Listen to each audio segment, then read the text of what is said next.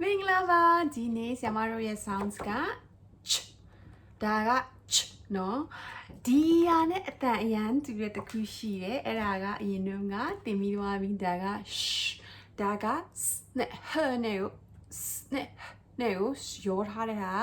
sh ဆိုတဲ့အတန်ထွက်ပြီးတော့ဒီကကြတော့ ch ဆိုတဲ့အတန်ထွက်တယ်နော်မမားကြားနဲ့တိလားတချို့ကလေးတွေကဒီနှစ်ခုကိုမားတာ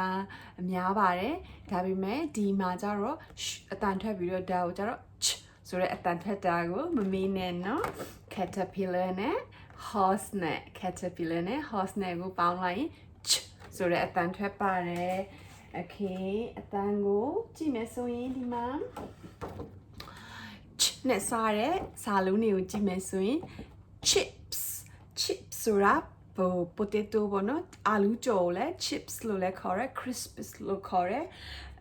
နောက်တစ်ခုက chicken ဒီမှာနော် chicken chip chimney ဆိုတာကမီးခိုးတွေအပေါ်တင်တဲ့ဟာနော်ဒီမှာမီးဖို့ကြောင်မှာဒီလိုမျိုး chimney တွေထားပြီးတော့ဒီဟာက chimney ပေါ့နော်ဒီကနေမီးခိုးတွေထွက်တာပေါ့အိမ်တွေရဲ့အပေါ်မှာမီးခိုးထွက်တဲ့ဟာဗမာလိုဘလို့ခေါ်လဲတော့ဆက်မမီတော့ဘူးဒီဟာက cherries ဒီဟာက chain ဟုတ်ပြီလားဒါတွေအကုန်လုံးကနဲ့စားတဲ့စာလုံးတွေမှာတစ်ခေါက်ပြန်ကြည့်မယ် chips chicken chimney cherries and chain ဟုတ်ပြီလားဒီမှာသူရဲ့ rhyming က the horse sneezes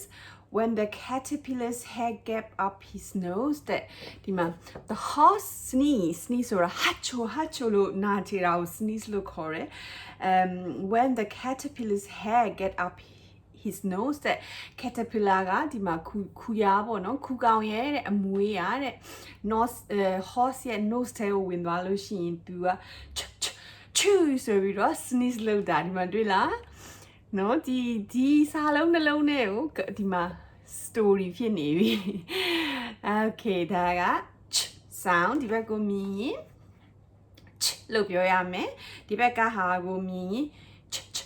လို့ပြောနော်ဟုတ်ပြီလား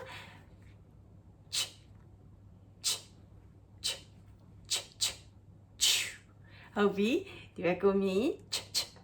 ပြောပြီးတော့ဒီဘက်ကိုမြင်လို့ပြောနော်မမီမီလာဒီယာလည်းနဲ့ tricky ဖြစ်မယ်ထင်တယ်နော်ဒီမှာဟာချူဖြစ်တယ်လို့မျိုး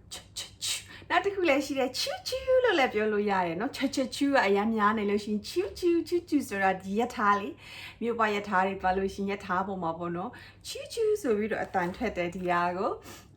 အရှိကိုမြင်အနာကိုမြင်ချူလို့လည်းပြောလို့ရတယ် okay all right so ဒီမှာအခုဆရာမတို့နဲ့စားတဲ့နှလုံးကို green words နှလုံးကိုကြည့်မယ်ဆိုရင် chat ဒီဟာကနှစ်တန်ပေါ့နော် chat ဒီမှာကနှလုံးက one sound ဒီဟာက at ကိုခါနဲ့ဖိုင်လဲရတယ်ဒီမှာမဟုတ်တစ်လုံးချင်းစီဖိုင်လဲat လဲရတယ်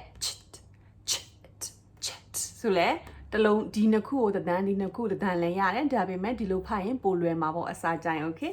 chat ပေါ့ဒီမှာက chop ဆိုတာခုတ်တာ vegetable တွေပေါ့နော်အသီးရွက်တွေကိုဒီလိုချုပ်ရင်ခုတ်လို့ရှိရင်လဲ chop လို့ပြောတယ် chop ပေါ့နော် chop နှုတ်ဆင်းတာကို chop လို့ပြောတယ် chat ကကြတော့စကားပြောတာ chatty ဆိုအရင်စကားများတယ် she is very chatty ဆိုသူကစကားအရင်များတယ်ပေါ့နော်အဲ့လိုမျိုးပြောတယ် okay ရေးကြည့်မယ် chat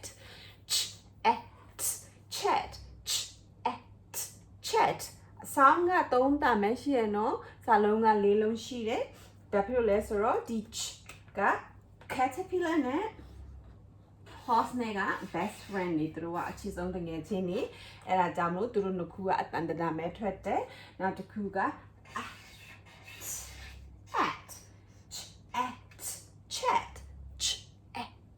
chat ဒီဟာက chop caterpillar နဲ့ horse နဲ့က best friend ပါ chop shop ဟုတ်ပြီလားအဲ့ဒါပါပဲ okay ဆရာမတို့အခု practice လုပ်ကြမယ်အတန်လေးတွေအကုန်လုံးကိုထွက်တတ်ဖို့အရေးကြီးတဲ့အတွက်အတန်အကုန်လုံးကို practice လုပ်မယ်နော်ဒီနေ့ရဲ့အတန်ကိုမြင်လို့ရှိရင်အဲ့ဒီမှာဆိုပြီးတော့ပြောနော် okay g b s o d k o y w e t n k z r k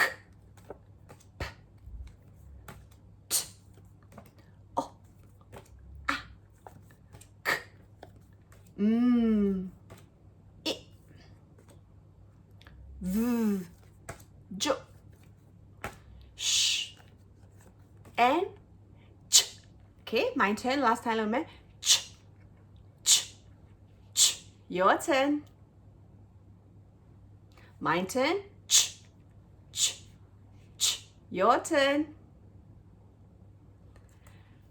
choo choo choo choo Ovila okay now last dialeo last practice လုပ်ကြရအောင်နော်